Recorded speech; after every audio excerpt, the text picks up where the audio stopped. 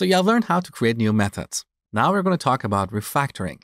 Refactoring means changing the structure of our code without changing its behavior. So here we're looking at the code for our mortgage calculator. This is what we wrote at the end of the last section. Now look at the code in our main method. Our main method starts on line 8 and ends on line 52. So it has 44 lines of code. That's way too much. Ideally, our methods should be between 5 to 10 lines of code and no more than 20. So we need to chop up this method. We need to refactor it, which means we're going to extract certain pieces from this method and put them in other methods. Now, whenever you want to refactor your method, you should look for two things.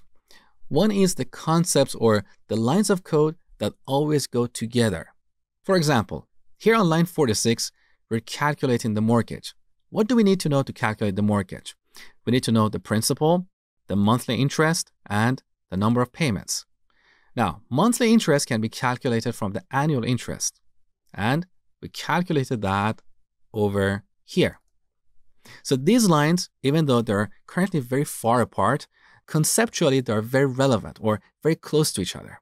The same is true for the number of payments. We're calculating this based on the number of years. So this logic for calculating the mortgage is currently spread all over the place in our main method. You want to bring these lines together and put them in a separate method for calculating the mortgage.